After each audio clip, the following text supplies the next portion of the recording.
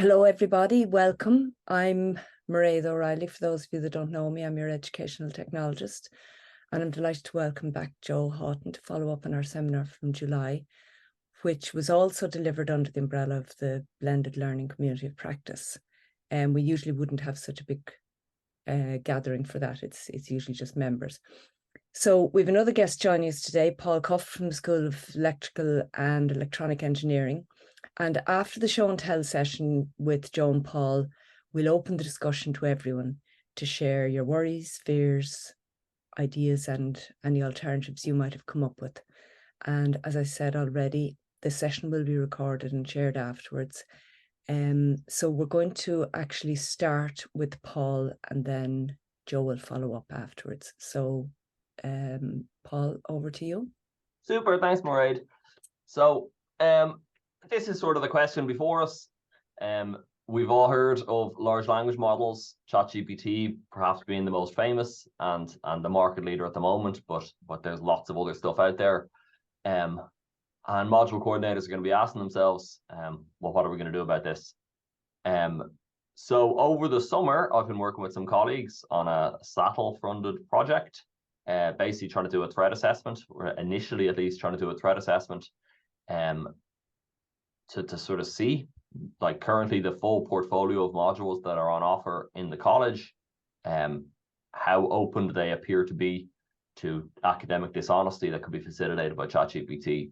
So obviously that's a really big sort of question, or, you know, how do you answer something as big as that? So we've kind of come up with a screening methodology to try and begin to answer that question. So I'll be presenting some of those results, and sort of along the way, just throwing in my own thoughts and opinions on where we're at with all of this stuff.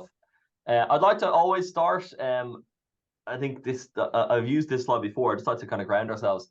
It blew my mind a bit reading this report down here. They did an analysis of textbooks that are used to train teachers, and found that all those textbooks were very much not evidence-based.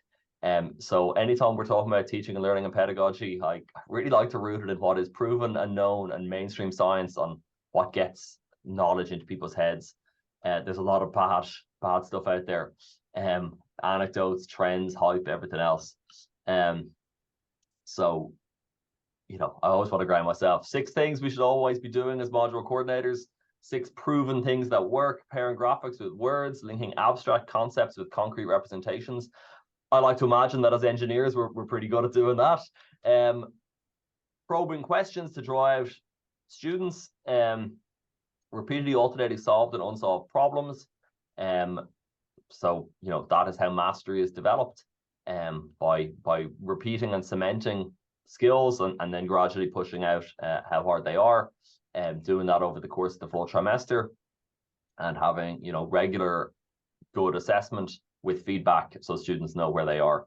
So I'm not saying I'm good or I necessarily do all of those things, but I think it's probably a good little exercise to repeat the half dozen proven practices. So moving to ChatGPT, is the hype real this time? You know, maybe some of the older colleagues on the call, you know, can say there's been hype about AI for 40 years. It's always been the next big thing. It's always been about to make everyone unemployed. So, you know, is this hype cycle different? I mean, all I can say is, like, I'm not claiming to have any research expertise in large language models or machine learning. I'm just an engineer who kind of keeps an eye on the tech, same as everyone else. I think this time out, you don't have to believe anyone. Anyone can go along and register for an OpenAI account and dive in with ChatGPT and start feeding in questions and problems and prompts. I started doing that back in December when it opened for public access, and my mind was well and truly blown. So I'm happily paying for the paid tier of ChatGPT. Well worth it. Just that third bullet point there, you know, it's become a part of my professional workflow. I think we probably all struggle when we have to stare at blank pages, when you're like, I have to write a funding application or a statement or something, and there's an awful blank page in front of you. ChatGPT is brilliant at, you can dump in pre-existing text you have or bits and pieces from papers you've written and say, you know, give me some bullet points about this or that. Lots of ways you can use it in your own workflow. But when you do that, what you will see is that from an assessment point of view, like, ChatGPT is very good at writing text. Whether that text is prose or poetry or code or any kind of structured technical markup, ChatGPT is very good at those things. So therefore, any assessment that has a textual component and is done in an unsupervised way, the obvious conclusion is that a student would have means, motive, and opportunity to spin up ChatGPT to drop in that assessment. Essay mills have existed forever.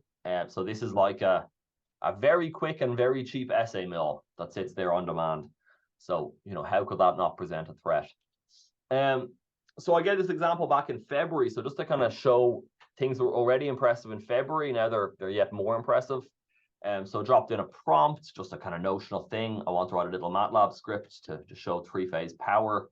So a diagram of reasonable complexity. I've got 3 different traces, 3 different colors. I'm specifying how much of the OR phase I want to see. So I threw that into ChatGPT in February, and it came back with all this MATLAB code,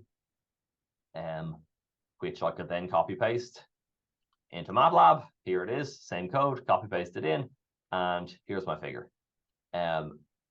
So, it's not the software engineering challenge of the decade or anything, but that's a little task, that would certainly occupy a little bit of a student's headspace.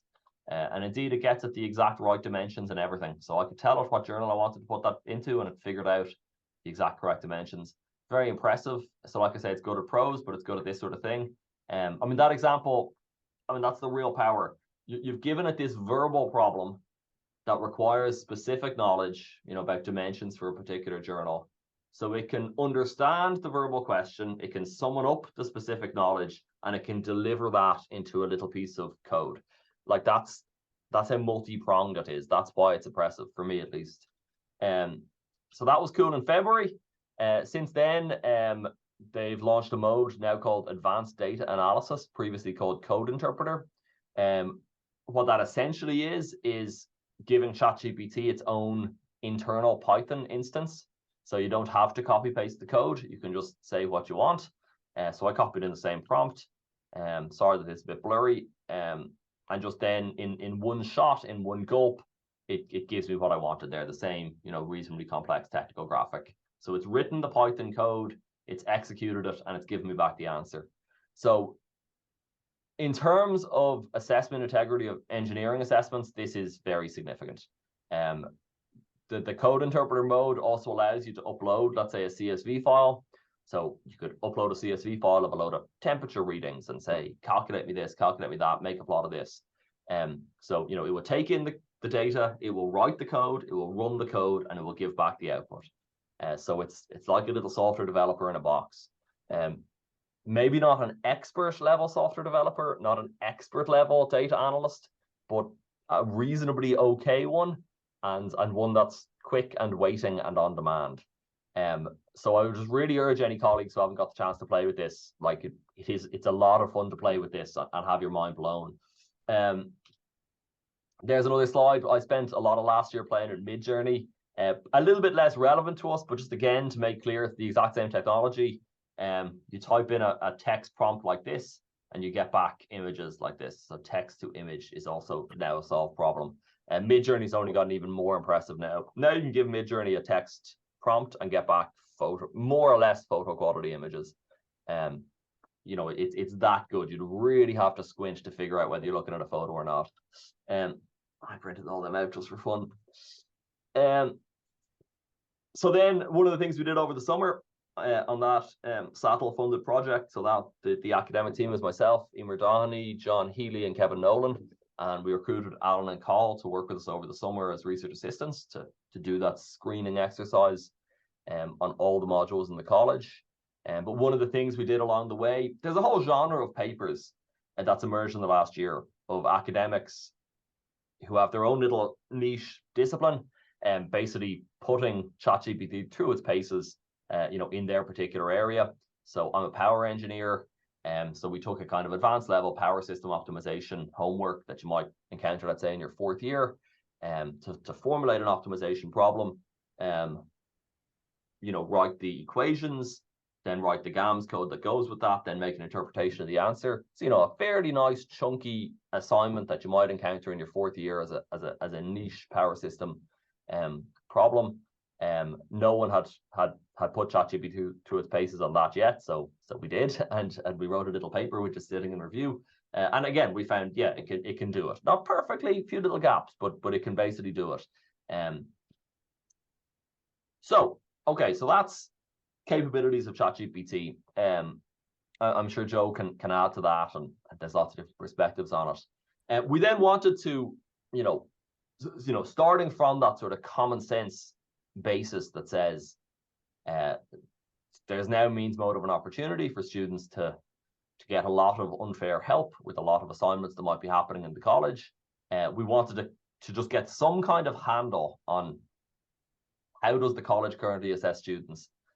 So we wrote a Python script that could scrape down every module descriptor for all the module codes that are within the college. I think it's around 600 modules or something like that. We extracted the assessment strategies associated with each module. I think there's about 18 assessment types exist. So when you're making your module descriptor, you have a drop-down menu, and you can pick from one of 18 assessment types to build up your assessment strategy. So it's not very sophisticated, but we basically put a number next to each of those assessment types. And then that meant for each module, you can take a weighted sum. So if we said let's say an at-home essay type assignment would have a 5 out of 5 for exposure, that really can be cheated by ChatGPT.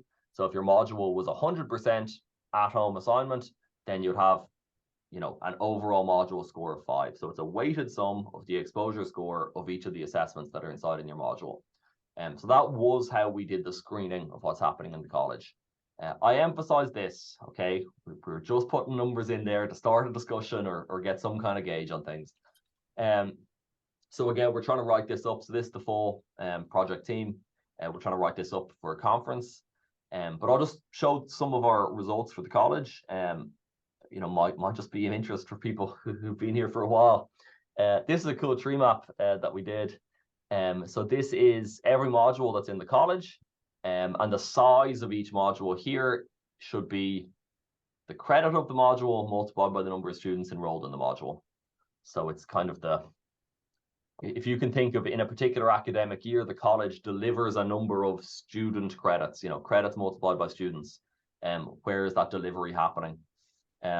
So this is quite a rich data graphic, if you like, of showing where the big modules are. And obviously you're going to be worried if you're big, if you're big modules that are significant credits and have a lot of students in them, if they're exposed to cheating, then you have a very big problem. You have a very urgent problem. If your exposure is more hidden away in smaller modules, less credit for less students, then it's perhaps not so urgent. So yeah, we just thought this was sort of a cool output to kind of show at a glance of what's happening in the college. Here's the controversial bit, perhaps, or not controversial, but we were just trying to put numbers on things. So we kind of said this category of assessment, we said, would typically be in person or invigilated. It's not something you can just take out your laptop and start banging prompts into ChatGPT. So we gave them all an exposure score of 0. But that's by no means the last word on that. Then we said things like labs, portfolios, group projects, things like that. We kind of called them blended. So like, let's say for a typical lab report, you need to attend in person at a particular lab and do certain things using your hands. It can't be purely a text exercise. But then maybe you go home and that's when you write the report. And in writing the report, you could be drawing on ChatGPT. So these are somewhere in the middle of exposure.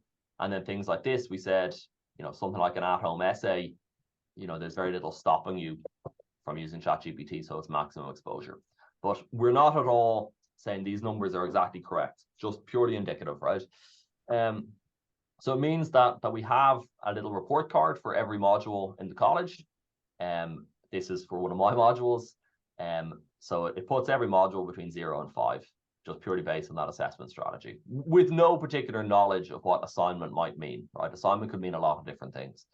But without that particular knowledge, you get a number. It's just there to start a discussion. So then that number, like you can see here, this exposure number, that's for one module. This is the histogram for the entire college. So for every single module in the college, and this isn't weighted by enrollment or anything, and this could include some sort of funny oddball modules, but this is what you end up with. So the modal number is 5. So the modal module is very exposed to ChatGPT type cheating. And then aside from the mode, it's a fairly uniform distribution. So some modules are very, very safe, but we've got a full spectrum there. Here's that same data broken out now by number of students enrolled. So each dot is now a module. That's its exposure level to ChatGPT, estimate exposure, and this is number of students enrolled. So, you know, up here is kind of the nightmare zone. If you've got a very, very big module that with very, very high exposure, then that's something that we might want to do something about strategically. But again, you can see, you know, quite a spread across the available range.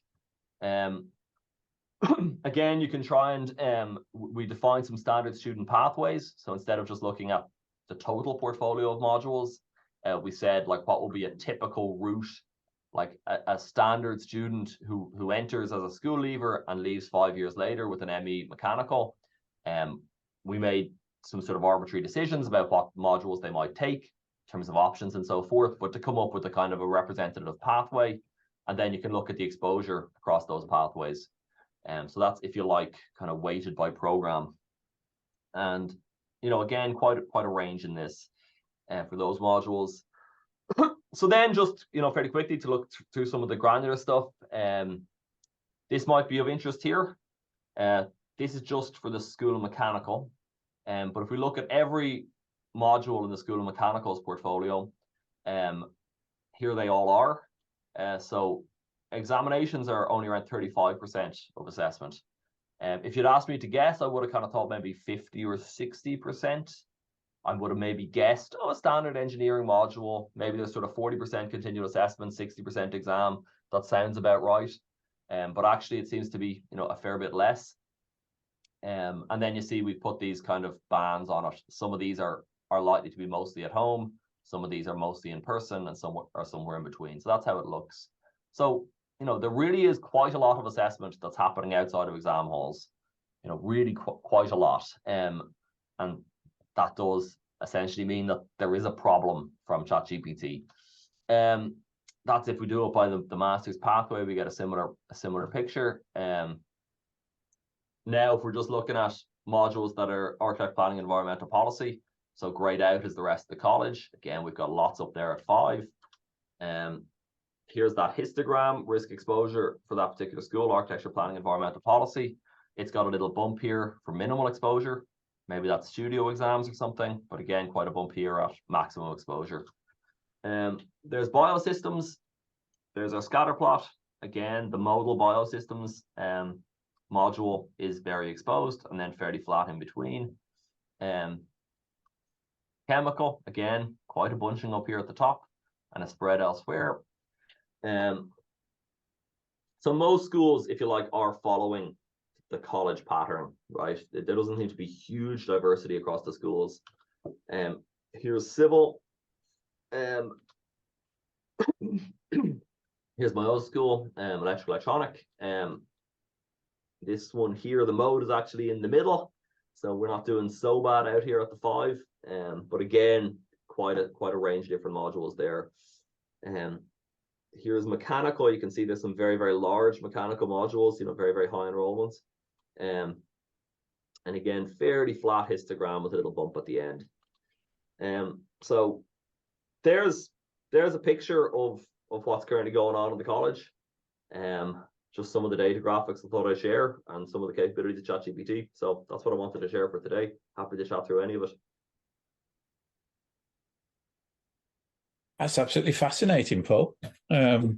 Really interesting to get some data behind some of this stuff, because there isn't much floating around at the moment. And I mean, I'm out in Smurfit in the business school, and as far as I know, we haven't got anything like this there. But it'd be interesting to see whether that model of research is replicable. I presume it is, because you've applied it against the UCD systems, haven't you? Well, so the trick there, Joe, is we recruited 2 RAs for the summer. That was in the budget for the Satle Project. One of them had just finished an ME in engineering, so he'd be familiar with college. Cathal came to us, just finished a degree in computer science, and so that was great, because we were trying to scrape our heads saying, you know, how do we get the data that we want, right? It's not easy. You can't easily get it out of InfoHub, but there is a little web page for every module. And so off Cathal goes to write a Python script to just look at every web page and suck down the data into our own data frame. Yeah. And we're more than happy to share that Python script with anyone who wants it. I mean, I thought it was kind of funny almost that even though here we are within UCD on a UCD funded project, you still have to kind of reverse engineer it a little bit to get the data. But it got us the data that we wanted, you know, yeah. and it meant we could make these data graphics, which I had never really seen before, and I was looking at them going, oh, okay, so this is what's going on in the college. So yeah, it's absolutely fascinating, isn't it? And I mean, you know, if he got really smart, he could probably have asked ChatGPT to write him the Python script as well. Well, I don't even know. Maybe he did. Maybe ChatGPT was involved in that. I don't know. I mean, they don't work. Python is like code scripts. They don't actually work. Like you know, they're a template, but they don't work. Okay, Anna. Yeah, that's good. I mean, I used to be a computer programmer, and I mean, Python is relatively simple programming language, you know, which I think is why it's taken on by a lot of people. I'm an external examiner for another college as well, and it's interesting because I was looking at some of the assignments that they had put through this last semester, and noting that, you know, several students had scored 100% in this Python script assignment. Yeah. So just I mean, I took one of the assignments and without putting any of the student details in, I just put their answer into ChatGPT and said, yeah, here's the question. Here's the Python script that the students, you know, put in. Is this 100% correct? Yeah. And it actually gave me a really detailed analysis of the script and pointed out 14 errors in the Python script that you know could have been improved. So I sent this in as part of my report and said, look, I'm not an expert Python programmer, but this student scored 100%, and you know it looks like there are errors. Should we? Sorry about this business. What happened was we had a company that pulled out. Oh, sorry. I think Dennis was on another call there. So, I mean, the chatbots can be quite useful in reviewing work and code as well. And I mean, Paul mentioned that earlier on, and we'll have a little play with that later on. But I mean, just in generally to the room, thoughts and kind of reactions to the research and the stuff that Paul's just put in front of us. And just unmute and kind of throw in your 2 pence, Jennifer. Yeah, I found it was really interesting. I suppose I'm interested in the categorization of, say, closed. Okay, obviously a closed book exam in the RDS is going to be fairly safe from the use of large language models. But like, say, for example, Joe, you've presented stuff of how you've designed your assessments, where they can still be of the continuous assessment type, but they would be safer by the way you've designed them. Yeah. So I think there's perhaps subtlety there that would be interesting to brainstorm, is how we could take maybe, you know, because that red bar chart at the end is quite striking. The number 5, where, you know, where we need to worry about. It would be interesting to see what kind of actions we could take to make some of our assessments safer without maybe necessarily changing the assessment type, if that makes sense. Because otherwise we'll probably gravitate towards, you know, 100% closed book final exam for all modules, for all students. And, you know, that might solve one problem, but it's going to create a whole pile of other problems. So yeah, I think that's my initial reaction, reflection, thinking. Perhaps that's something we could brainstorm. I think Paul's got a career in research from this initial paper, because there's so many more things to go and look at now, aren't there? You know, even if you just broke down the fives now and started looking at what's in the fives in terms of assessment and types of assessment, and breaking that down further, and then seeing whether, if changes were made, how would that affect the results and stuff. There's loads to go at. Yeah, I mean, later on, we're going to have a little play in that area. We'll have a look at kind of like, well, how might we put an assessment together? And, you know, what might a project-based assessment look like? And do we actually, let me be controversial, Paul. Yeah. Almost the assumption when you were talking was that at home is maximum danger exposure. Yeah. And you colored it in red, which, you know, again, is a danger signal. Yeah. Is the fact that students perhaps use external tools like ChatGPT, Bing, Claude, whatever, is that actually something they shouldn't be doing? So I'd kind of like pose that question and say, is this wrong, or is this something that we should be avoiding? Or if we rephrase or reframe the question, should we be saying, well, this stuff's out there now, it's not going to go away. This is part of our tool set now, just like a calculator is part of our tool set, or, you know, anything else that's come in as a new technology. Should we not be embracing the technology and teaching students how best to use it, rather than saying, no, students, you shouldn't use it?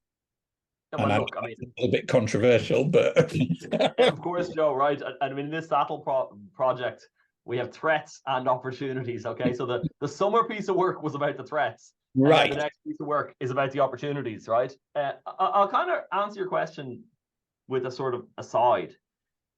One of the things that ChatGPT is surprisingly very good at is sort of applying rubrics to large blocks of text. Yeah. So it has a big context window, which means you can prompt it with big blocks of text. So for instance, something I'd love to sort of figure out a bit more, like when you're working with PhD students, I find you spend a lot of your time trying to teach them, here's how we sculpt a paper, you know, here's how we get the narrative, here's what the peer reviewers are going to want to see, here's what this particular journal wants. And, you know, I'd wonder if there's a set of prompts that you could say, I'm going to write a draft of a paper, or a funding proposal, or something. And you say, there's my draft, and here's the rubric. Here's what the funder says they want for this call. Here's what the journal says they want for this special issue. And I suspect that ChatGPT will be really, really good at sort of grading your own work and telling you you're not, you know, this bit is wrong, or this needs to come here. Anytime I've given it those sort of experiments, it's impressed me, right? I've taken in a big block of text and reworking it somehow. And like, look, it's sort of repeatedly said that the most common complaint about university teaching and learning is the lack of feedback.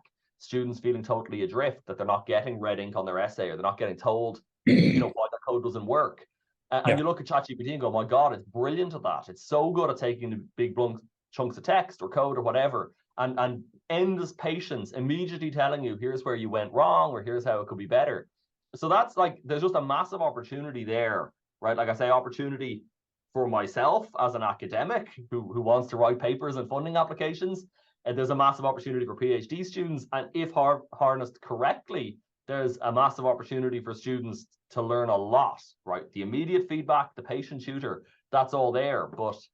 But that needs to be harnessed correctly. To kind of go back to the other point and what Jennifer was saying, I mean, the thing that sort of shocked me over the summer was to kind of see how far we've gone in terms of continual assessment. Like I kind of mentioned that I still had sort of 60% in my head as being typical for an engineering module. But my sense is that, you know, in the so-called bad old days, it was all about final exams, and then modularization came and semesterization, and everything sort of felt modern, and there was a fashionable vibe, and it became, perceived as being very progressive and trendy to have a fully continually assessed module. You know, maybe the simple conclusion is that process has gone too far. That you know, some of it can be about adapting things like take-home assessments and assignments, but maybe the obvious solution to some of these problems is going back a little bit to closed book exams. You know, it's a sort of low-tech answer, but maybe needs to be seriously considered, you know. And is that discipline specific as well? I mean, are some disciplines more, I mean, for instance, if you're studying to be a doctor or you're studying to be an engineer and you're building bridges and stuff, yeah, we don't really want you having to open a textbook in the middle of an operation or in the middle of, you know, kind of a bridge build or something to figure out the load stress bearing or whatever it is. You know, we figure that you know how to do that and you're doing it properly. Yeah. Whereas in other disciplines, perhaps you don't necessarily need as much knowledge directly in here. You just need to know where to go and get the knowledge and, you know, put it in. And I mean, this is a constant conundrum, isn't it? How much do we need our students to actually know themselves, as opposed to how much do we need our students to know how to find that information and apply it? Yeah. And that's kind of an open question to everybody. Shane, what did you put in the chat there? How do we caution students on the use of this when we ourselves happily use it? Yeah, as well. Well, we will come on to that later on in the session as well. But this thing about kind of students demonstrating knowledge and mastery and the level of that, and then what are the best tools to use to do that? That's kind of at the crux of this at the moment, isn't it? Any other thoughts? I'd like to pick up on something two people mentioned, the idea of closed book exams as being the only safe way. What's wrong with an open book invigilated exam? Yeah, fair point. Yeah. I mean, I think it's the invigilation that matters. Yeah, absolutely. Yeah. It's not about whether the book is open or closed, but it's about whether it's a controlled environment. Yeah. Yeah. So what's the difference between an open book exam with physical books that you've got sitting on the desk and an open book exam where you can access the internet? The problem with allowing access to the internet is that you can get help from outside. If you cut off that connection, I'd have no problem with students having access to a computer. Let's put everything electronic, but data set, yeah. But yeah. It has to be closed, a closed set of information that you bring with you. Otherwise, you can ask a friend or an AI, whatever, some tool to help you during the exam. And that's what I want to avoid. Okay. Unfortunately, we've no mechanism in UCD for allowing students to use a computer and not have access to the internet. Therefore, my open book exams are paper-based, which is sad, but I don't have an alternative at the moment. Yeah. David. First of all, I'd like to explain to Paul that the move away from terminal exams was very much by diktat from the registrar a few years ago. You know, this was not something that engineers particularly volunteered to do, but there we are. But I'd just like to make another kind of point here, is that this weaponry can replace the work of a lot of engineers in the future. Yeah. In other words, if they're not better than it, they're unemployed. So I think we have to expose them to it, you know, allow them to use it, but somehow allow them to do their own version and compare. I mean, you know, we grew up without it, so we can kind of critique it. If they're starting with this as item number one, it's very difficult for them to judge whether it's any good or not. So I don't know exactly how you do this, but I think we have to set them up to try it and somehow give feedback on how it went. Because, as I say, their whole future value as a person, as a brain, is at stake. Now, this is something I have engaged with over the last 6 months or so, David, because I do quite a lot of corporate training as well. And one way of doing that might, you know, addressed that question to some extent, is I quite often now will take a cohort through a problem. Yeah.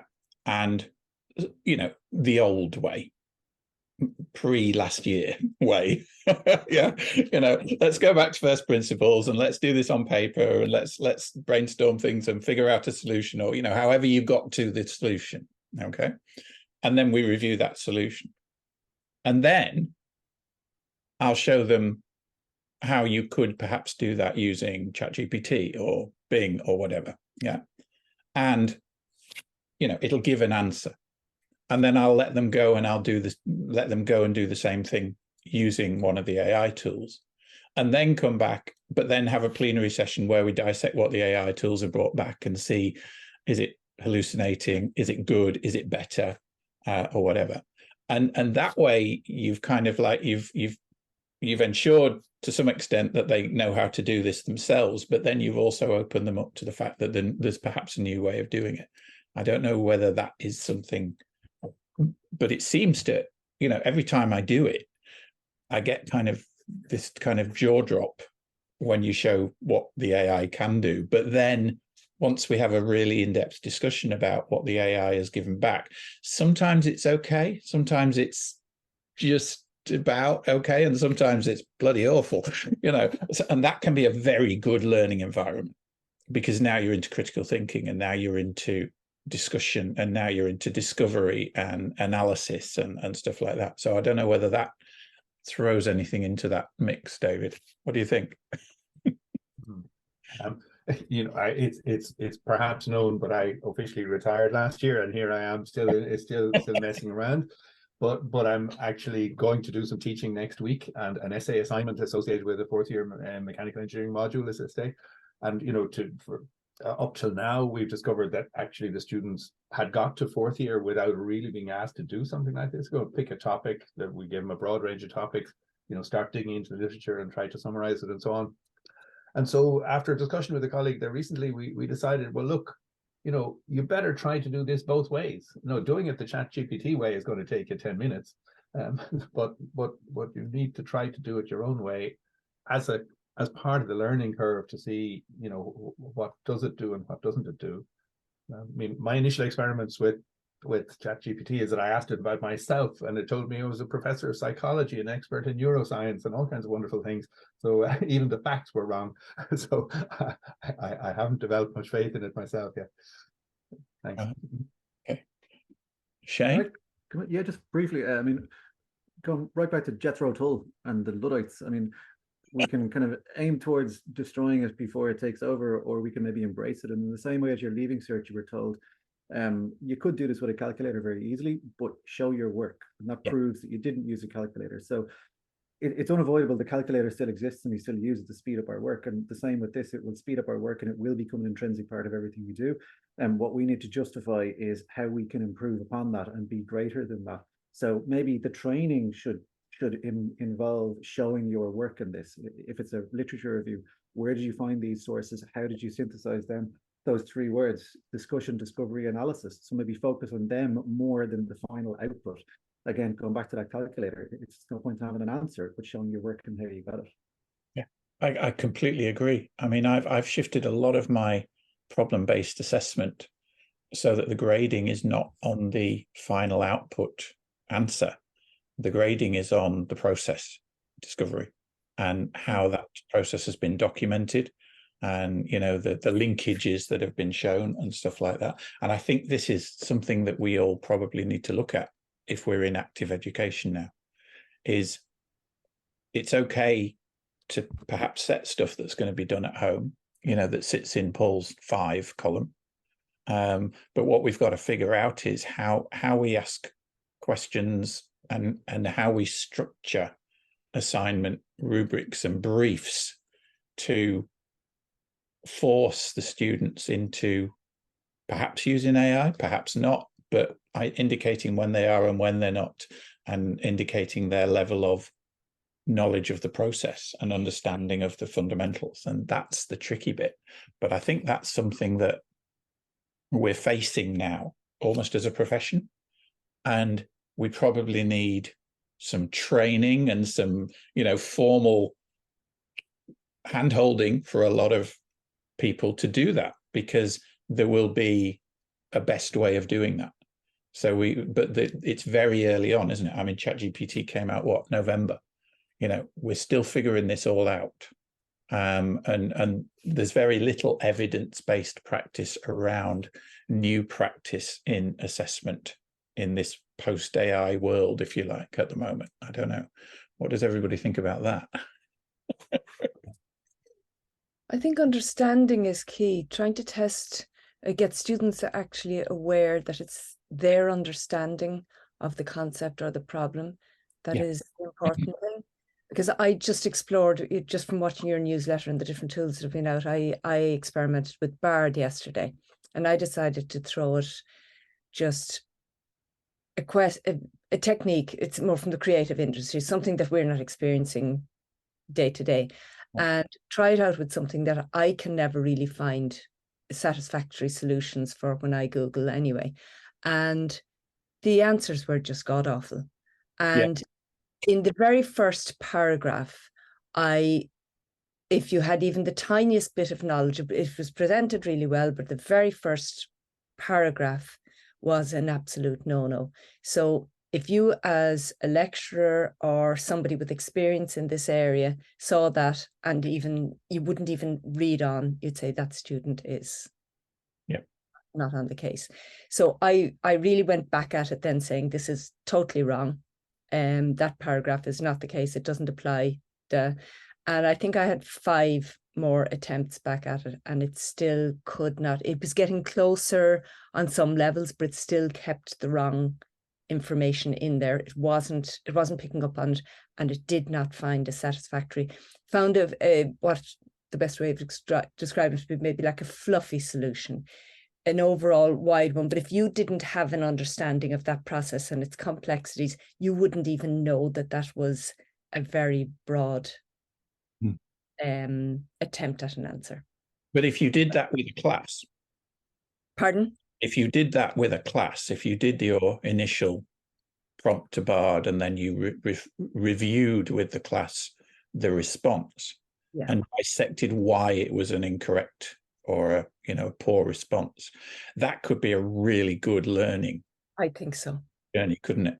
Yeah, and I think it's about, the key is about if the students can actually recognize that the information that they have retrieved is valid and plausible, and if not, where they can critique it, like say, and Paul hit on that a minute ago with the errors that came back.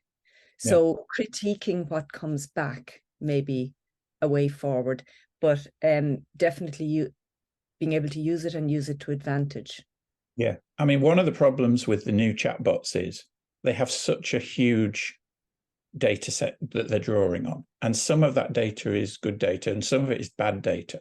Yeah, at least if we point students at a textbook, we're kind of reasonably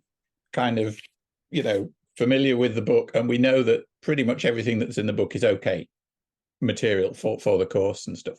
But the chatbots that we've got access to right now don't have those boundaries, if you like. Now, there are tools out there now, like Dante, for instance, where you can build a chatbot with a set of data. So you could load in all the engineering textbooks and all the engineering papers and the course materials for your course and create a course chatbot. Okay, and it would only use the material that you'd fed it to interact then with students and questions and give responses and stuff. And I think this is probably one of the things that we're going to move towards, is discipline specific chatbots that corral, if you like, a higher, more curated knowledge base, so that then when we're asking students to do stuff, we know that they're actually accessing a better knowledge set rather than a general knowledge set. Is anybody playing with those at the moment? Or is that new to everybody? Deafening silence from the room. But then it's going to be a case of turning around. I mean, that is a healthier approach, but again, for students to realize when they go out in the world that they're not going to have that, you know, the closed information, the correct information all the time. But then the assessment has to get turned around into how to do something with this information, the challenge, you know. So the information's available now. How do you? And that's back to Brian's open. I mean, book. I sometimes think about the political situation in the States with Trump and how he can say anything, and there are some people that will just believe it as fact. And how do we give our students the skill of deciphering between good and bad information? And I think that idea is at the heart of some of this, because we need to help them understand or tell the difference between something that's good quality, that's reliable, and something that's not. And that will put them in a better position to use these large language models better, you know, if that's a way of thinking about it. I also had one other thought as the conversation was progressing. And like there's this really big movement, not just in UCD at the moment, but nationally, around universal design and inclusive teaching and inclusive education. And it has these pillars, and part of it is, for example, choice in assessment and accessible learning materials, accessible assessments. And it would make the argument that if we design for the average student, we're alienating a lot of students and a lot of learners. And they are, I don't want to say against, because it's not an argument, but like the idea of this one size fits all leaving cert CAO, you know, conveyor belt system into university, and then, you know, a lot of pressurized memorizing, regurgitating into exams, like that goes against their philosophy of universal design for all. And I think there's perhaps a discussion deserving in that space too about how do we de-risk assessment for AI and all of that, but at the same time be inclusive of the diversity of learners that we have, and not just design everything for this kind of average learner that doesn't really exist. So yeah, they're just some thoughts. I'm so glad you brought UDL up, because in the second half we're going to look at, there's one particular tool that's actually just come out, which is a chatbot built around UDL that you use as an educator. So I'll show you that a bit later on. But I've been, I mean, the whole thing of choice, I mean, since I encountered UDL 2 or 3 years ago, I mean, almost all my assessments now have an element of choice. I told my students last term that they could submit their assignment in either written form or as video, and half of them submitted video. So, you know, I gave them an appropriate kind of idea of structure and length and all the rest of it, but yeah, very, very popular to represent their output in a different way. So choice is really important. And I mean, UDL says that we should be crafting expert learners. You know, it's not so much what we teach them as teaching them to become expert learners. But that's the hard bit then is how to measure learning. Yeah. That's the assessment. How do we measure learning? And it's really hard to come up with measures of learning that are equitable and fair, but at the same time ensure that the attribution piece is sound, that the person who put their name on this piece of assessment is the person who did the assessment and not somebody else. So it's very challenging. And one of the nice things about video is, you know, if you say, well, you know, you've got to be talking head on the video, Now, they could still generate a script in AI, but they've also then got to deliver it, and they've got to, so there are ways to kind of look at that. And Ludia, the tool that I'll show you later on, might give us some insights into that. This has been developed by a German academic, Beth Stark, and a colleague in Colombia. And it's a really interesting piece of work. So it's based on the Poe chatbot, and there's free access to everybody for it. So I've just put in the chat a link to the notes document. So we shared this last time at the previous session that Mairead shared last time. So all I've done is tagged onto the bottom of the same document some extra links and notes for session 2. So the stuff that I thought we might go through kind of in the second hour is in there. Is this a natural kind of break for 5-10 minutes for everybody to grab a coffee before we do a second hour, Mairead? I think it's a long time to expect everybody to run 2 hours without a break. Yeah, I think it seems good, and then it allows you to get into the areas that you had planned to get into. Well, let's have a look. It's what, 5 to 12 now. So let's resume at 5 past then. Go and grab a coffee or whatever, and we'll Great. just take a pause. Yeah. Okay, thanks. See you in a bit.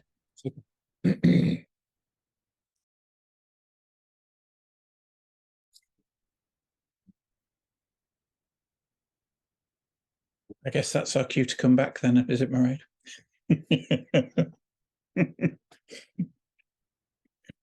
You're muted. We can't hear you. Sorry, yeah. So Great. yeah, I've just resumed the recording now in case I forget it. I think we may as well go ahead and because we don't know who'll be back and who'll catch up with the recording. Right. Okay. Well, maybe if you are back with us, just let us know. Either pop your camera on or just wave at us or something, so that we know that people are back from their lunch. Oh, there we are. Yeah, super. Well, we've got Marta and Philip and Shane. That's grand. Yeah. Important ones, right? Indeed. Lovely. All right. Okay. Well, just before we kind of move off the assessment kind of piece, then, I mean, something that's linked to the assessment piece. If you go to the link that I put in the chat just before the break, the notes, and scroll all the way to the bottom of that, I've put in a link to in classwork. Let me just share the screen, so if you're not looking at that, you can see it here. Oh, and then you all move again. Let me just bring you all up on screen again. I wish Zoom wouldn't change the screens when you share like that. So here we are in classwork. This is on Canva. So if you click on that link, you're going into Canva, and this is just a view only of one of my project management module outlines. And down on page 15 of that is what I use at the moment to, as a kind of like starter for the class on AI. So this is my AI policy, if you like, for the students. Okay. Now, I paraphrased this and adapted it from one that one of the Wharton US professors, Ethan Mollick, he put out his version of this, I think late December, early January this year, and I adapted this for my own purposes. But I mean, I'm sure it's going to change again as things change and whatever, but I'm just putting it here. So if it's of interest, feel free to plagiarize it, use it as is, or use it and change it if anything is of use to you. So I mean, my take on this for the students in the business school that I'm teaching, which is mainly masters in project management, in various of the business disciplines, is, as you see, the tools are here to stay. Okay, I encourage you to explore and utilize them. Okay, use them as a research tool, but then I'm highlighting the plagiarism stuff still applies. The ethical principles for original work haven't changed. So just like, you know, the buying a paper and putting your name on the front isn't acceptable, well, nor's getting ChatGPT to write your essay for you or write your assignment for you. Now, can we prove? No.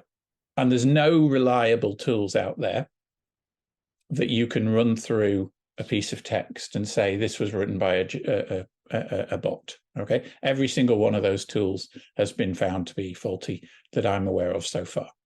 So we're still not in a position where, you know, text is capable of being definitively identified as having been written by a bot. We're getting to that with the new watermarking stuff that Google and Adobe have brought in imaging. But as far as I know, unless anybody can tell me otherwise, we're not there yet with text. Have you come across anything, Paul? Is it? No, I haven't. I don't think there's any big breakthroughs there, Joe, that you've missed. No, not that I'm aware of. This paragraph here is kind of at the heart of using a lot of these AI tools at the moment. Okay, we need to learn how to interact with these tools to get the most out of them. And when I say we, I'm talking about us, educators. Yeah? Because at the moment, we're possibly in a situation where a lot of the students know more than we do. Yeah. They've probably been playing with this stuff longer than we have. They've probably spent more hours in these tools than we have. So that perhaps puts us on the back foot a little bit. And I think you do need, perhaps as an educator, to invest some time and effort in learning a bit more about this tool set. Because if the students are going to use it, and they are, be under no illusions, they are using it already, okay? And they're going to continue to use it. Because it's 2 weeks ago, Google included AI in the Google Suite. So it's now in Google Docs. It's now in Google Sheets. It's just built in, okay? At the moment, I think you've got to pay $30 a month or whatever to get access to that AI, but it's in there. Microsoft are planning to make this part of the Microsoft suite. So Copilot will be here by the end of the year for most users of Word, Excel, PowerPoint. Okay, so this ain't going away. Whether it's ChatGPT, whether it's Bing, whether it's Claude, or whether it's built into the tools that we're using all the time, this is just going to become part of the norm. So we've really got to learn how to use this stuff better. Okay, so this thing about asking good questions, and that's what I think I'd like to maybe take us through a little bit more today. But have this discussion in class. I mean, I've had this discussion with every single one of my classes in the last semester. And we've had a session on using AI, and we've put people into groups, and we've told them to go off and use different AIs and compare the results and whatever. And it's stimulated really good conversation in the classes. You know, when you now start to use your students to kind of co-create the learning journey rather than just telling them what they're going to learn. Yeah, looks like the cogs are whirring, Paul.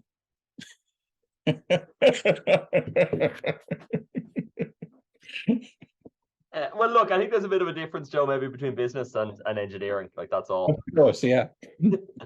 I think probably a lot of business stuff is maybe a little bit more open like that, and co-creating learning journeys maybe works a little bit better. But look, overall, I mean, I think I totally agree with you and others who've commented on this, that the only way forward is to figure out how students can present how they've used these tools, and that's made visible and that's somehow graded, or, you know, so it's not about submitting a final finished product, it's also about the whole workflow that led up to that. I think figuring out the details of that will be tough, but I think that is the only way forward. So full agreement on that. Yeah. Okay. Right. Well, let's just move up from the bottom then. I think Jennifer's had to go, hasn't she, Mairead? But this will be on the video in case. Ludia. Okay, this is the tool that I was talking about that Beth Stark has released relatively recently. And this is a UDL trained chatbot. Okay, So they've loaded a load of information up from CAST and, you know, from various UDL sources and stuff like that. And it's aimed at, and this is a free tool. Anybody can log in and use this. So po.com/LUDIA, Ludia. And you can talk to Ludia on Po, and it will inform you about, you know, UDL principles and stuff like that. Okay, so I don't know, you know, give me a lesson plan for a 1-hour seminar to master's level students on risk management in projects. Okay, link the material to UDL principles and highlight I don't know, areas for accessible issues. Let's just ask it now. Okay.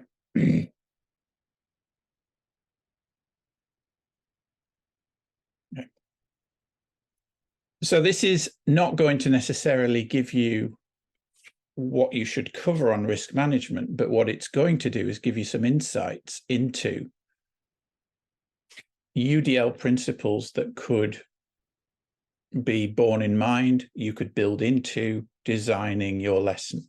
Okay, and for those of you that have done the UDL badge or are familiar with UDL and CAST and stuff, UDL is broken down into major sections, and then each of those sections are further broken down into what they call checkpoints. And there's, I think, 31 checkpoints. So this is actually referring to each of those checkpoints, and these can be found on the CAST website, CAST, Center for Applied Technology. I'll put a link to it in the document. Okay. So this is giving that, and then what the chatbot also does is also offers some follow-up questions. So they've structured it to always offer 3 follow-up questions afterwards. Okay, so, you know, let's have some more interactive activities around risk and stuff like that. Okay, there we go. But again, this is a chatbot that is focused on UDL stuff. Okay, so I just wanted to show you that. And as I say, it's free to access. Go and, if UDL is of interest to you, go and have a play with that. And Beth is looking for people to go and play with it at the moment. So that's Ludia. Okay. Now, lesson planning. Most of us start with using ChatGPT like this. Okay, so if I go into ChatGPT, here it is, and I'll do a new chat. Okay, and whether you're in 3.5, which is the free version, or whether you're in 4, which is the paid version, doesn't really matter. Okay, but you know, risk man.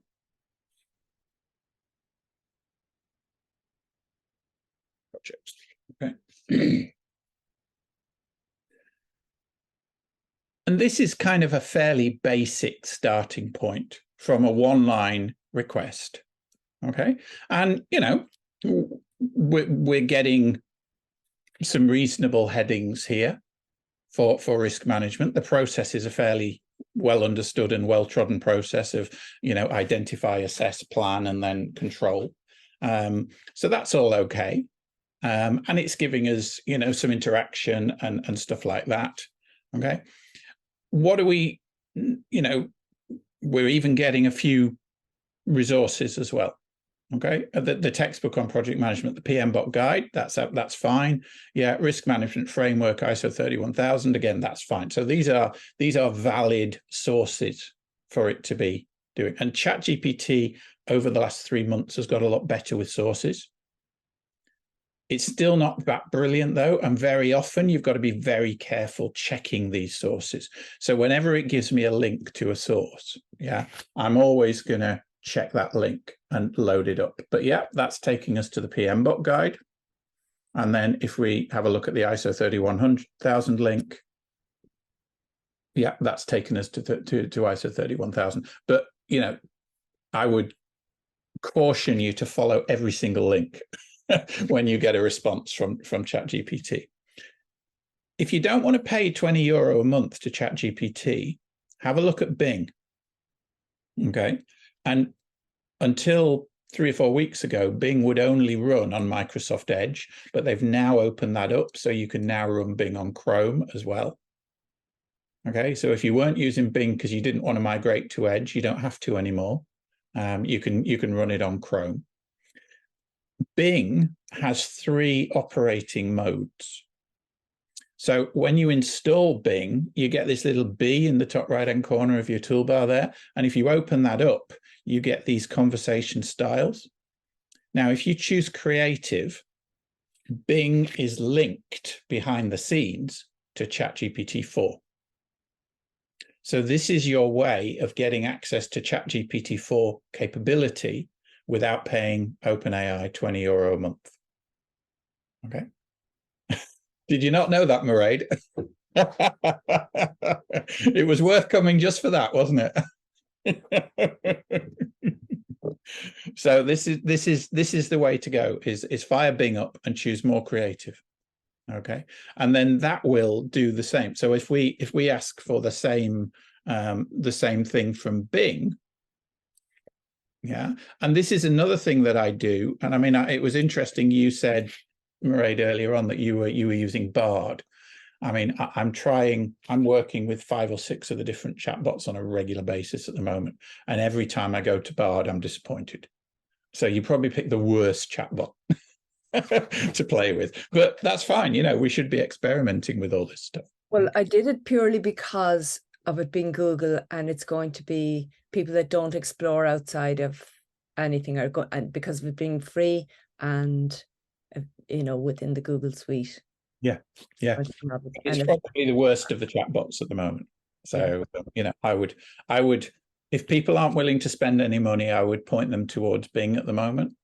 Yeah. If they're willing to spend money, then fine, you can pay OpenAI for access to ChatGPT 4. The other one that you should be looking at is Claude, okay, from Anthropic. And what Claude does, Claude has the ability to take much more information in as a prompt.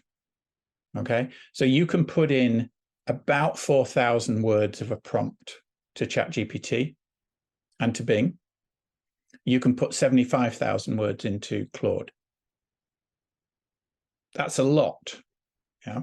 So one of the things that you can do with Claude that you perhaps can't do as easily with the other chatbots because they have this smaller kind of prompt window is you can load information into Claude and then ask Claude questions about that information.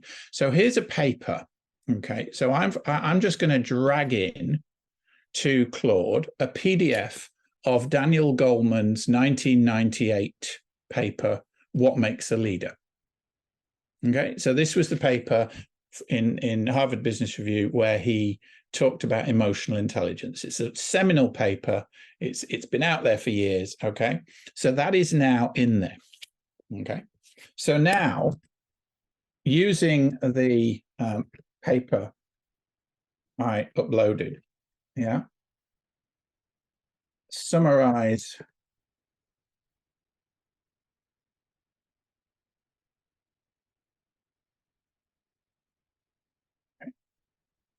and that will use the information that you've just uploaded to inform the answer. Okay, now, okay, so there we go.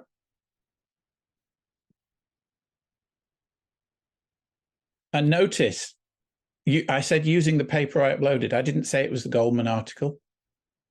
So it's gone to that paper and it's read the paper and it's identified it as an article by Goleman and it's broken it out. Okay. Yeah, I mean, Joe, if I could just sort of add to that, it's something that I think you've kind of alluded to. But what really impressed me about these chatbots is the beginner kind of comes along and says, write me a lesson plan about project management. Yeah. But what's really powerful is if you can, let's say, go, okay, here's the guidelines from teaching and learning in UCD about a good lesson plan. Copy that in and then say, write me a lesson plan that's compliant with this. That's right. These chatbots love that, and it often gets you much, much better answers. And it's this thing, whether you're dropping in a PDF or copy pasting in text, I've found that really supercharges what you get back, It certainly does. Absolutely, Paul. So, I mean, if we go back to the notes, so number one, basic prompts. Okay. This is the kind of almost like you're talking to Google, search. Okay. So the next stage is more complex prompts. Okay. So I just generated this as a slightly more complex prompt. Okay. Okay. And I'm going to copy that. So let me just, if you can't see that very well, role. I want you to act as a business professor. Audience. The class is postgrad engineers on a master's level program. Learning outcomes. Specify me some learning outcomes for this session. Okay. The aim, create a lesson on what to consider when bringing a new invention to market. Artifacts. I want a structured and timed 2-hour online session plan, a set of teaching notes for the teacher, and a summary document for students to use as a revision aid. Full links to sources, resources, and URLs should be included. Other considerations, use UDL principles to inform design, lesson design. Assume we want to enter the European market with our product and that we'll be looking for funding to form a team of 10 people to work on this. Okay, so let's just copy that in to one of the chatbots. Let's go to Bing first. Okay. So let's bang that into Bing. Let's see what it comes back with. So what it's doing is going off to the internet and having a look at various bits of that request. Okay. And now it's starting to break down our prompt into a detailed response.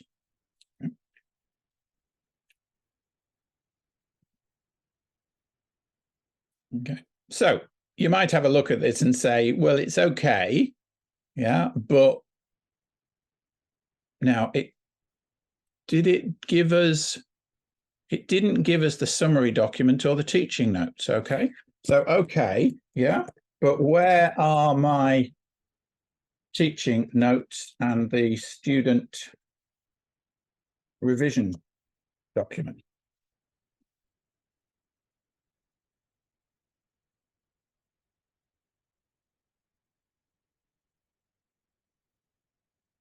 Okay, so this isn't going to give us those. It's saying I don't want to give you those. Okay, but if you try the same thing in Claude or in ChatGPT, you may well get a different answer. You may well get a more complex, nuanced answer. Claude seems to be very good at doing this stuff.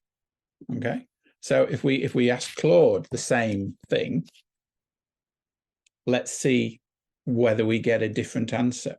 And you do get different answers because these are different large language models trained in different ways, and they're going to give you different things. So very often when I'm brainstorming, when I'm faced with a new lesson and I want to put a new lesson plan together or whatever, I'll put the same basic question into 3 or 4 of the bots, and I will assemble, if you like, and create a lesson plan from bits from each of them, taking the best bits from each.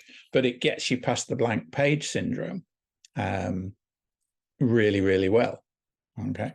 If I could just add to that, Joe, as well, like it's, I'm in total agreement. Yeah, brilliant for getting you past the blank page syndrome. And like I say, as academics, we're often stuck with, funding applications that demand a statement about this or about that, or, really horrible headings that you really don't want to write under. Something that kills the blank page and gets you started is great. But in terms of the capabilities of these chatbots, my experience subjectively is, the answers might be good or might be bad, right? So, all the way from mind-blowingly impressive to just obviously wrong, right? The answers might be anywhere in there. But what's amazing about the chatbots is they're really good at accepting a question, if that makes sense. You can give a really complicated brief, that's nested and has all kinds of really annoying things in the brief. And typically they will get the brief, right? And that's kind of what I've learned in using them, is to kind of push the boat out. Like, be demanding in your ask. Say, I want an answer that must comply with this and this and this. And something I want to play with a lot more is, you know, here you've got a complex prompt about making a, you know, a lesson plan or a curriculum for a module. You could even kind of get iterative that, okay, now you've got here's the lesson plan. The next prompt could be something like, you know, assess this lesson plan as though you're a very strict and picky and hard to please pedagogy expert. Yeah. You know, and now ChatGPT puts on another hat and gives you yet further insights. I think there's a whole art to that of evolving things. Like I've tried to put in things like papers that my students have done and said, pretend to be a peer reviewer for the IEEE transactions on power systems. What would you make of this paper? Yes. You know, so it's kind of virtual peer reviewer without the 3-month wait. Absolutely. I think there's so much interesting stuff you can do there, you know. Yeah. This I took this line from an article I read earlier on today, actually, because it applies. Okay. So for any prompt that you get a response to, yeah, then follow up with, ask me 5 questions that would further better improve the response you'll be giving me. Yeah. Or the response you've just given me. So if we go back now to Claude, where's Claude? No. Oh, there it is. Yeah. So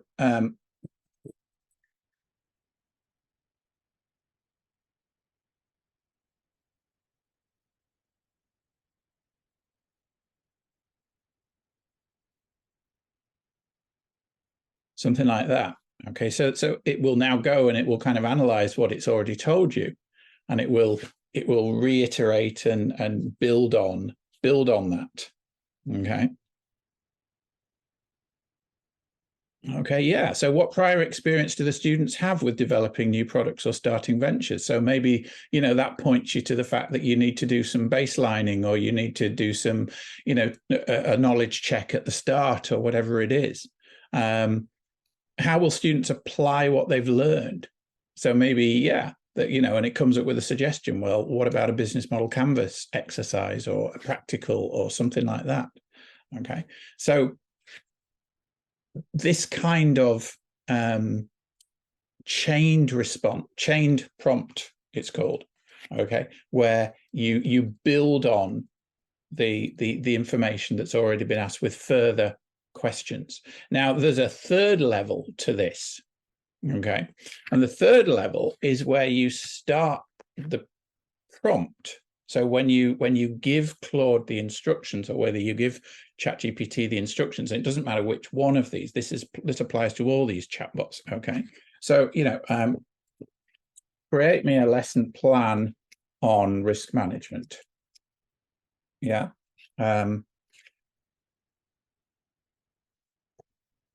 To do this, yeah, I want you to ask me questions about the audience level of knowledge and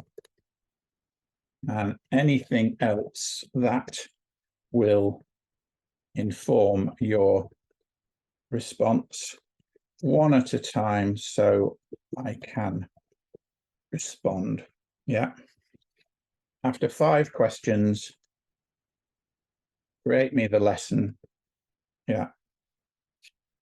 Now let's see what that gives us. Let's see what that gives us. Okay.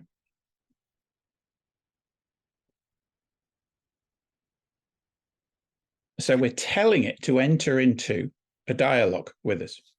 Okay. So here's 5 questions that it's coming back with that will inform then it creating that lesson plan. So who's the target audience? Okay. A class of master's students at the local business school.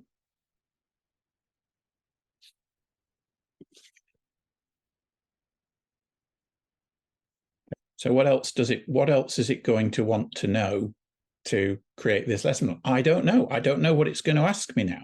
Okay. So what's their current knowledge in business plans? So some academic exposure, but very little. Holly, when you're typing in front of an audience, it's miserable, isn't it? There we are. Okay. So kind of I told it that I really wanted it to ask me kind of those things, but the next 3 questions, I have no idea what's going to come up. And you can set the bot up like this to have a conversation with you, to prompt you with information that it might read. Okay, right. So what is the overall objective or goals for the lesson? Yeah. I want the students to be able to complete a real risk analysis for a business problem in a real company. Joe, I have one question here. I recall you mentioned there are some issues with accessing Claude? Right, yeah, Paul put that in the chat. Claude at the moment is not directly available in Ireland. You need to be using a VPN. So I'm using NordVPN at the moment for Claude, and I'm connected to Manchester. So if you're connected to the UK or the US, you get full access to Claude, but you do need to be operating some kind of a VPN. It needs to think that you're in the UK or the US. Now, I suspect this is going to change fairly quickly, because the European guides and rules around different uses of AI seem to be a lot tighter than the US and the UK at the moment. And what we're seeing is that there's a lag, if you like, between stuff coming out in the rest of the world, in the US and kind of the UK, and then it becoming available in Ireland. Okay, so yeah, that's a good point. I should have mentioned that earlier on. Okay. How long should the lesson be? So let's say a 3-hour online workshop to include some activities in breakout rooms. And so I think it's got one more question, and then it should generate as a lesson plan. Right? So you can set up a scenario, you can tell it a role, you can tell it that you want it to ask questions, that you want it to generate stuff, that you want it to come back on stuff. So any limitations, just me teaching 30 students and no other known issues. So all being well, if it can follow those instructions now, it should generate as a lesson plan now, based on the information that we've just given it. Okay, so here we go.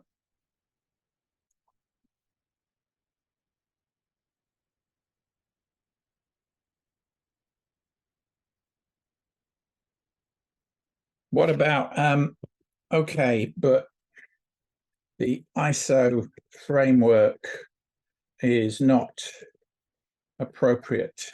Can we use an industry framework from, I don't know, Australia?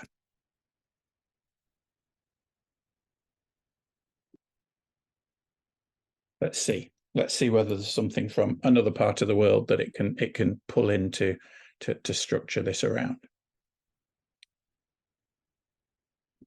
So again, what Paul's saying is absolutely true. Yeah. Right. Okay. So it's saying the Australian Department of Finance has a risk structure. Yeah. Give me the link to the Australian Department of Finance risk policy document or website. So again, the thing is, if you've got domain knowledge and you can assess what's coming back, you can delve in deeper. You can open up different bits of this and stuff. Okay. All right. So Claude isn't necessarily going to be able to give me that straight away, but it's pointing me towards the Commonwealth risk management policy, which is probably a good starting point. Yeah. Or I could go off to Bing. Yeah, See, Joe, I think what you're kind of showing here, and it's really nice to see it like live, right? There's no thumb on the scale. Yeah. Is a lot of people have this kind of, they play around with a chatbot and they discover, let's say they're a bit Luddite, let's say they're a bit anti-AI. They discover early on, oh, it got something wrong. And off they go triumphantly to Twitter and say ChatGPT is wrong. And I was go, don't tell Twitter, tell ChatGPT. If you tell it you were wrong, you'll get the better answer. I mean, like from an engineering point of view, the process you've been through here, let's say I ask ChatGPT for some code that I'm going to run in MATLAB. Yeah. And let's say I copy paste it in and I get an error message. I can just go back to ChatGPT and say, I got this error message, copy paste the error message, and it will fix it. You know, and that's what maybe some people don't get, is that, you evolve towards a really nice answer, even if you don't get it up front. Like I say, infinitely patient. You can give it any brief you want. You can harshly criticize it. Yes. It's not like a research assistant that you have to handle with kid gloves. That is the real power. You can just abruptly throw an impossible brief at it and keep giving out until you get the answer you're happy with. And that to me is the real power. But the key there is, Paul, what you just said, it's a research assistant, isn't it? And if you treat it like a research assistant, if you treat it almost like a person, that you're going to have a conversation with, and you give your research assistant a brief and they go off and they come back and they say, Paul, I've got this for you. And you read through it and you say, yeah, it's okay, but, this isn't right. And you need to go and explore that a bit further. And I want more detail here, and lose that bit completely or whatever. And it's an iterative, ongoing process, isn't it? And this is the power of this stuff, is that you engage with it on that basis. And we've got to unlearn the way we've used computers for the last 10 or 20 years, which is asking Google search a single question and getting a list of links. We have to unlearn that to get the most out of this stuff. Mairead. Yeah, sorry, I'm just thinking out loud here. I think, is this not the key to the difference between how we approach it and how students will initially approach it? And this is where they need to be educated, because they will be asking the question where they don't have proper understanding. They don't really recognize whether the result is a good or bad one. So they don't know how to formulate the next question and the next question that's getting the refined results. So, I think we have an opportunity to point them at these tools and use and teach them how to use them, and perhaps encourage them to bring, some of the responses back from these tools. But then in plenary session or one-to-one or in small groups or whatever, do an analysis and do a critical analysis and tell them and show them why this is not a good answer, why this is, something that they should, change or whatever. And that's an educational thing, but it's also really good formative learning. Even the notion of 5 students taking the one problem with 5 different bots, then coming together with the solutions and trying to come up with the best result, and to actually analyze and and then have that student team present their combined findings to the class and have a critique session, for instance. Or individuals to write their analysis of why they came to the group solution. So they submit an individual report on the group work.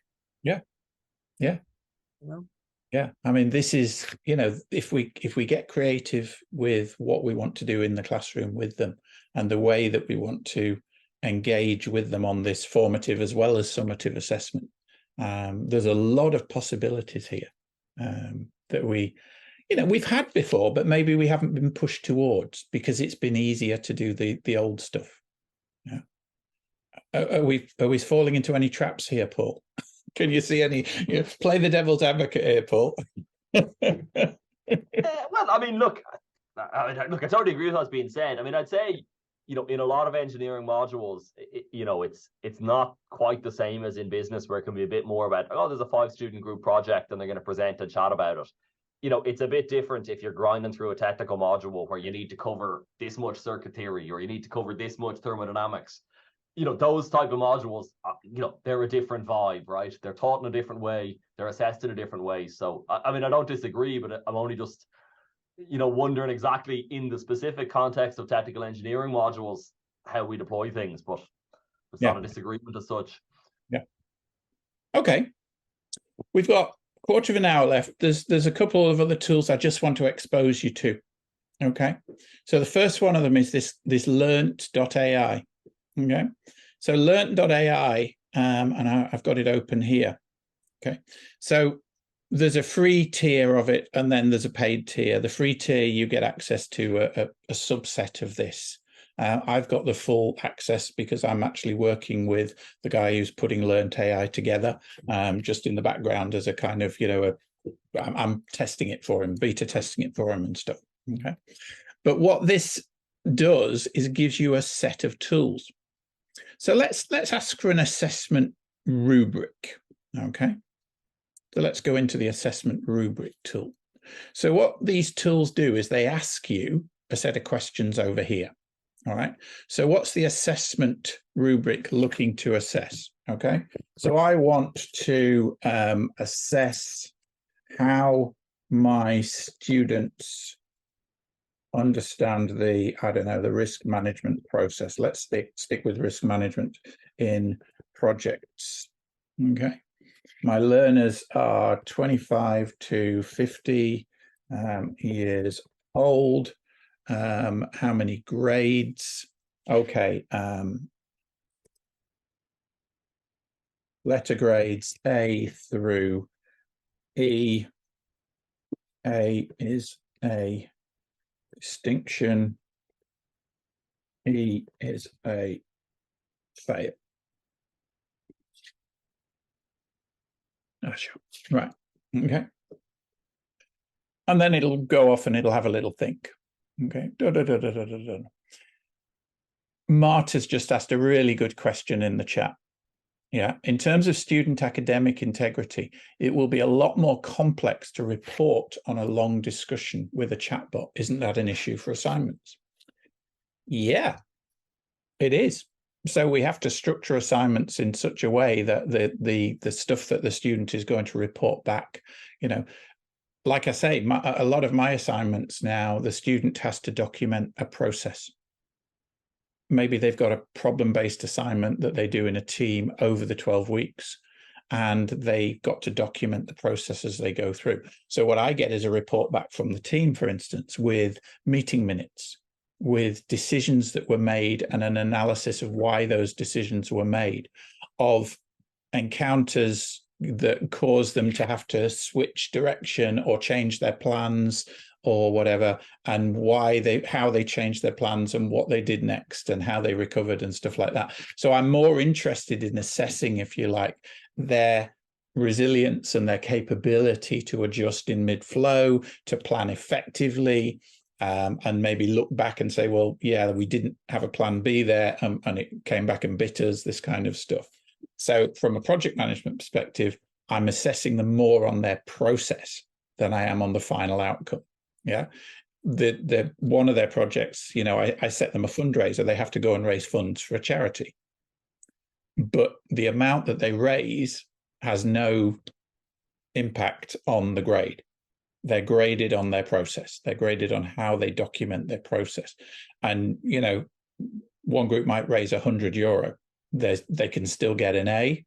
Another group might raise €5,000-10,000. They can get a C, because they've documented their process really poorly and they haven't, you know, addressed the things that I'm asking for. So it's, what are you asking for, Marta? Do you want to come on and talk to that? Because you're shaking your head. You're shaking your me, head. oh no, I'm not actually shaking my head in that sense. I mean, I work in the library, so Right. For us at the moment, the issue is, well, a number of issues, but one of the issues is, how do you cite and reference AI? Yeah. And of course, a lot of the citation styles have come up with guidance on that. But it is a very old-fashioned way of thinking about how you reference these things, because you're not going to, you know, include an in-text citation every time you have put in a prompt, because you're gonna have to actually document an entire conversation. This is really what's gonna have to happen. And then the other issue, of course, is for librarians at the moment, because some of the chatbots completely hallucinate. You know, we're getting people requesting interlibrary loans for articles that don't exist. So that is another, a whole kind of other side of things that we have to deal with, you know, or that you're looking at a dissertation and you're going, gosh, this journal does exist, but actually this article is not part of that journal. So what of that particular issue of the journal? So what's going on here? Did they get the wrong issue, or is it actually an AI generated reference? Yeah. And that's a whole different ballgame too. It is. And I mean, one of the things we're going to have to be more strict on, I suspect, in terms of grading assignments and stuff is going to the references and checking those references and seeing whether they are actually real or not. But actually, it may be a really good indicator of whether the students should have owned up to having used it and didn't, you know. Yeah. Now, I mean, there are AI tools out there now that are much, much better at giving you good references. Cite.ai, for instance, SCITE. Is one of the better ones, and there are others. But again, will students find those? Well, they won't if we don't show them. So yeah, this is all good stuff, isn't it? I mean, that just on the screen there. So that's an assessment rubric there. That's you know, it's generated, and you can copy and paste all this stuff. You know, and obviously adjust it as you need to. So there's a load of tools, and then there's also these things called sidekicks. And what sidekicks are doing are kind of like trained sub chatbots in these different areas. Course design assistant, okay, assessment design assistant, gamification. How do I take my current lesson plan for the term and gamify it? Yeah. E-learning. How do I optimize my course because I'm now going to teach this online to a cohort, that kind of stuff as well. So there's a lot of good stuff in here.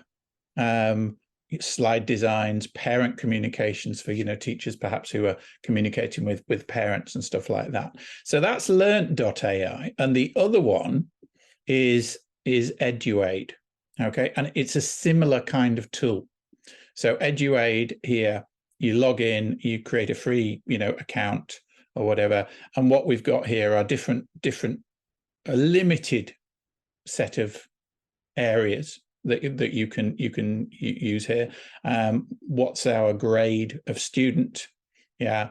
And then you've got various resource types that you can create in here. Okay. But again, even just for ideas, some of these tools are really, really good to go in, throw something in here, see what it comes up with, and see if it sparks something. It will almost never give you a full answer, a full lesson that you can just take as is and, you know, just deliver. But it might get you halfway there, or it might break the blank page cycle, or it may just give you some ideas that you hadn't had before that you can incorporate in. And these tools are coming out at a rate of knots, which is why I do the newsletter, because, you know, each newsletter I'm including a few of these tools. But I just wanted to kind of show you that these ones, particularly around, you know, teachers, are out there if you haven't come across them before, and the links are all in that document. So you can have a look at any of those by clicking on the links in the web page. And I'll send that on to Mairead as well, so she can share that again if needs be. Okay. That's what I wanted to go through today, Mairead. I don't know whether that's what you were hoping for, but I think it stimulated a bit of discussion, didn't it? Absolutely fantastic. And actually, it's been really great having both of you, because it's been really complimentary. So thanks, Paul, too. Yeah, thanks, Paul. I think if I could just have a closing word on that, Mairead, actually, just to sort of join the two at the end. Let me stop the share and then we can see you properly. There we are. Yeah. When when ChatGPT first dropped, I was doing the UDL badge a year ago, and I guess because of reasons of alphabetical sorting, I was in with a lot of colleagues from the School of English, and so sort of we're having our whatever it is weekly, peer group meetings. Very interesting, chatting different perspective on things. And at one point I was like, oh, are you guys aware that this thing called ChatGPT just dropped? And I felt like such a stereotypical tech bro engineer, can never get my head out of software. And I was really going like, honest to God, I would have said this at any other point in the last 20 years, but genuinely, this is the software that has implications for English. And, when I was first thinking about that, and, those modules are hugely assessed through essays, like they could be fully essays or 80% essays, 60% essays, and you do your first level of toying with ChatGPT, of typing in, write me an essay about Anglo-Irish literature in the early 20th century, and it blows your mind. But the next level is like what Joe's just been showing there. These tools are also really good at coming up with things like rubrics. So, if you're going to be a student who's good at cheating with ChatGPT, what you'll come along is you'll do and say, I'm doing such and such a module. You'll copy in the module descriptor. Then you'll say, the module coordinator is this person. Here's their teaching statement. They've published on this. But you can build them a whole profile of that and then say, within that role, pretend to be this module coordinator and write me a rubric. So now you kind of have a virtual grader over here, and then you open another tab and you say, okay, write me an essay. And then your third tab is grade this essay according to this rubric. Yes. And, that's, because like Joe has just shown, you can evolve things like rubrics with the large language models as well. That almost means for the pure cheating, you can create like a simulated grader that's a sort of replica of the public persona of your module coordinator. And that to me is the actual frontier of ChatGPT cheating. But it's real, like it is possible already, and I suspect students have probably already figured it out, So the cheating and the teaching tools, they do actually meet, they do meet at the end. Yeah, it's going to be an ongoing challenge that we're going to have to meet. And there are no absolute answers yet, and I think they will emerge over time. So Mairead's idea of kind of this being an ongoing touch point is a great one, because I think if we continue this discussion 2 or 3 times a year, then I think the answers are probably going to change, and the tool sets that we've got are going to change, and the way that we learn to interact and educate our students and learn from them as well is going to change as we go forward. I think that's great. I think, I'd like to thank you both. And I, just for those of you that don't know, I actually did ask Joe earlier. I've asked Paul on a separate email, but to have a check-in session maybe a few times during the year, and maybe there are prime times which we can work out that will help people. But I think it is silly for any of us to try and journey this alone. Putting our heads together is key. And there's also more incentive, I think, if we have project and a deadline. So if we come up with a date and we're working towards it and can bring our problems. And on which note, I just want to ask if anybody else has any pressing questions that they haven't asked along the journey, because this was very much to be around alleviating fears and concerns. Paula's just come on screen there. What did you think, Paula? Just go down mute. No, thanks a million. God, I'm absolutely terrified by all of this. And I suppose we're in the planning school, so there would be an awful lot of much more like the kind of English scenario you're painting there. That a lot of it would be essay based, and we've all certainly been grappling with how we move away from just asking somebody a very basic essay on, tell us about what was the influence on the Garden City, or how's the Garden City influenced Irish planning or something like that, because ChatGPT will do that in 10 seconds, So we've been just grappling with how we can still get students to explore the issues and learn about these issues, but not giving them something that will literally just lend itself to being very repetitive, and that they don't really learn to use the power, I suppose, of the AI properly.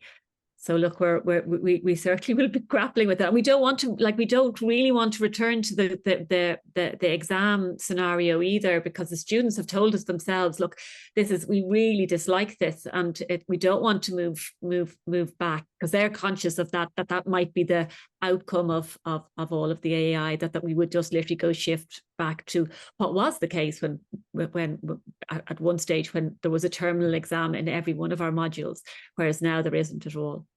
So thanks a million for all of the information. It's really it's provided a huge amount for thought. Thank you. Thanks, Paula. Thank you. And Arturo and Amanda in the chat as well. Thanks very much. That's great. Yeah. Okay. Have we any other questions or contributions from anybody before we close? I think questions will get raised afterwards, Joe, and Paul, you might end up with a queue at your door. David, so I might just say, as I've listened to this and been educated hugely, the enormous threat to the paid employment that people will face in the future, an awful lot of the work that people do can be circumvented by this.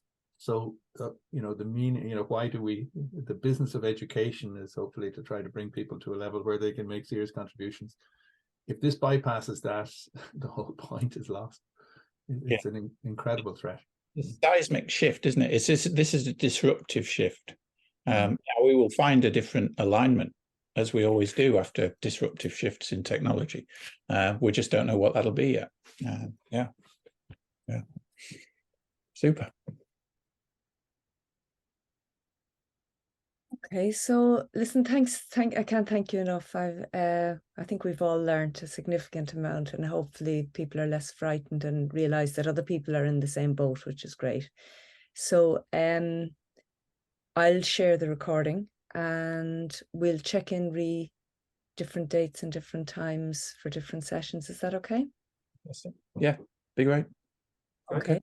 So I'll just stop recording now anyway, and I think we'll probably end here.